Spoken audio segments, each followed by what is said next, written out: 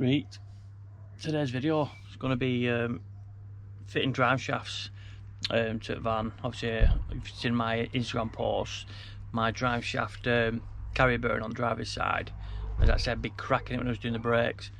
So I'm going to do that now, and we're going to be fitting the full set.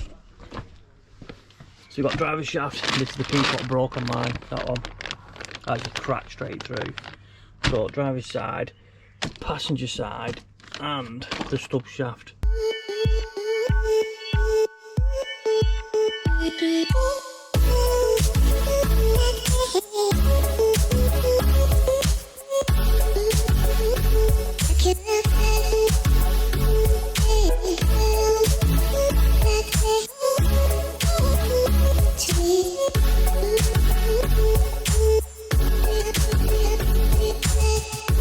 There's a lot of play in this on here, so I think what I'm going to do is with them drive shafts out, I'm going to check on, might as well do the full lot in it really, get these wazzed off. Fingers crossed this should go to plan, I hope. These from J&R anyway, so they're not too bad price really. I think I paid 150 quid for all three, which is damn cheap, because just the driver's side was 200 quid, so it was a bit, am I buying crap here and that? But like I said, time will tell, and if he's got a bit better than what's on anyway, so we'll give it a whirl. Let's get it on the jacks, get it popped up, and get them swapped out.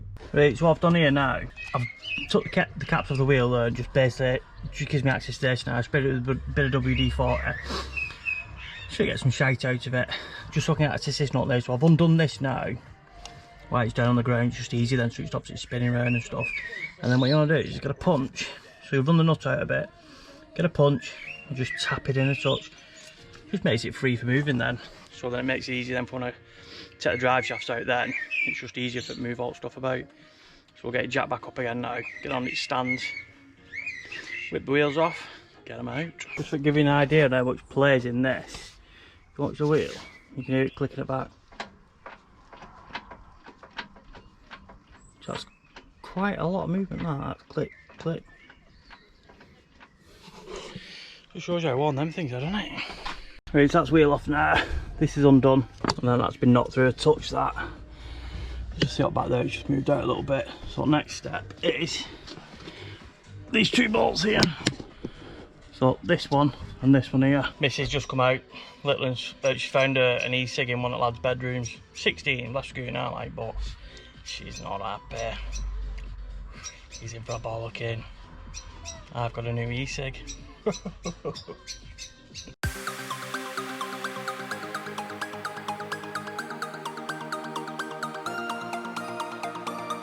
That empty off, you see the crack there on it, it's actually right gone through that now, all the way through. So that's the original reason why I'm changing it, but we'll whip them two off. I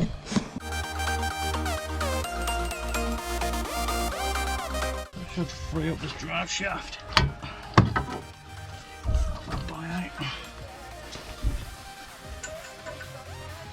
Oh, it's a tight little bastard.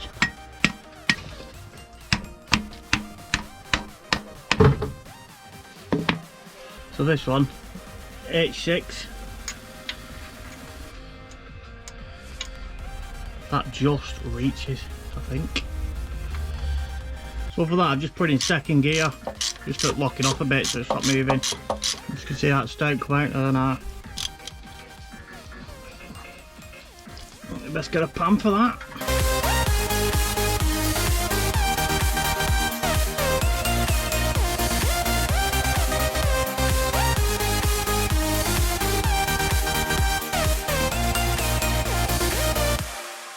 Right, so that's first drive shaft out here now. You can see why I replaced that. The actual carrier bearing. Jesus, it's whistle back actually out of that. No, you don't see that right back. So that was the reason why I changed that. So I'm just going to check the ends on this one anyway. See, they're not too bad actually. On that section. All seals are good. Let's have a look at this back end. Yeah. Safe it's all, but to be honest with you, I'd say that weren't too bad. Not much rollover on it, nothing. Bit of shite white grease in it, but spared it. Like I say, dry as a bone, so that's not been very good. stubbies as well. Stubbies not bad actually. Do you know what, right? I think this is actually a modified version of this. Yeah, again, it's covered in shite. But if you look at it, that's not bad wear, that, to be honest with you. Personally, I wouldn't say that was bad at all. Like I say, it's dry. It's had a shite grease on it. But these look like a modded version. Rubber's perished here on that side. That's gone. But the thing is, there's only half a brass section. So I'm wondering whether that has actually broke off inside. So looking at that, I think I need to remove that other one and check to see if that's in there, because that should be a double piece, that, and that looks like it's broke. So it's a good job to check that. To be honest with you. Oh, thank God for that. There she is. That could have been a bit of a bastard if that had been left in. Jesus, that would have caused some damage. Big time. So that's bust as well. So it's probably due a change. But it's a shame really, because this looks like it's in quite good nick apart from the brass piece, what's come off, what's snapped. And the stub is not bad, but it's actually longer, this one, so this is what makes me think it's a modified version, because the one's slightly shorter I've got. So I'm hoping that's not what caused me many issues really. I mean, once you change, a good job of changing actually, because that brass ring's knackered. If that had only been time, that would have come off and then possibly caused gearbox some damage. That one's in there now. That's in. Check for leaks on that, but tell you what, lost some gearbox oil here, so that's got to be a top up. I didn't think there was that much going to come out, to be honest with you. But we'll definitely have to top that up anyway. So we'll get this new one on there. What I will do first of all, grease the ends up, so I'll grease that section to clean it up. And then I'll grease the drive shaft one as well, so it's not going in, because that one's dry as a bone.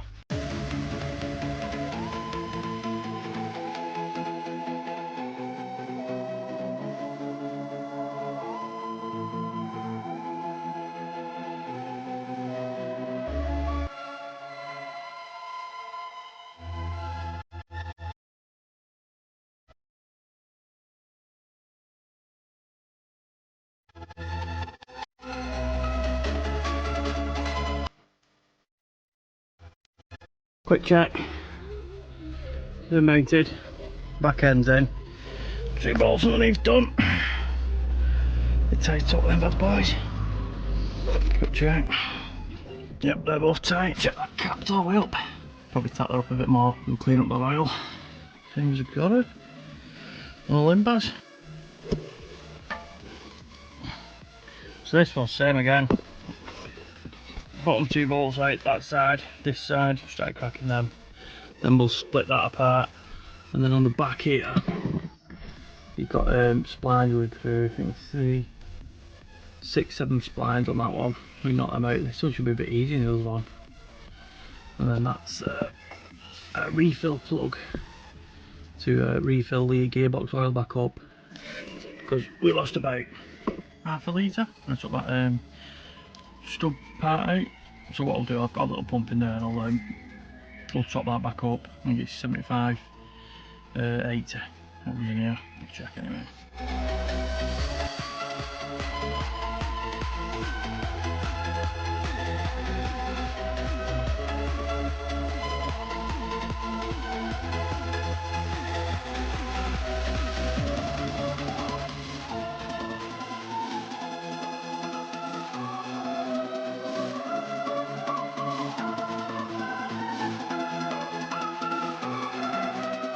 So I just greased all over. Make sure the shaft's greased in there and then there and all. Stop it getting hammered.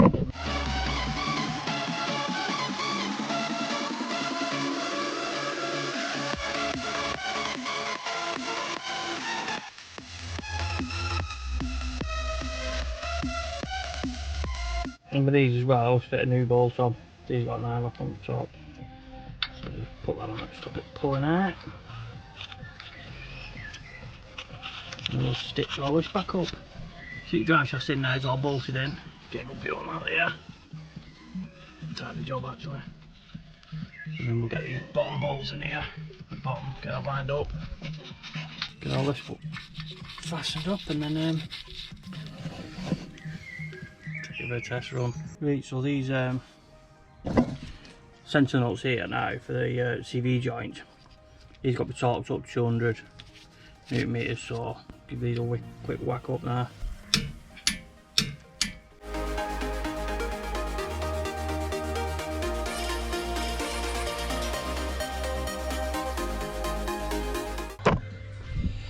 Right, let's go take it for a spin. Well, just gone for a quick scotch now. Everything seems quite tight. I'll tell you what, I'd say even though the splines weren't that worn, right, there's a massive difference. I don't know if it was playing that carrier bearing or what, but it just seems to drive a lot smoother. Might be in my head because I've changed them, but it seems a lot better. But happy days.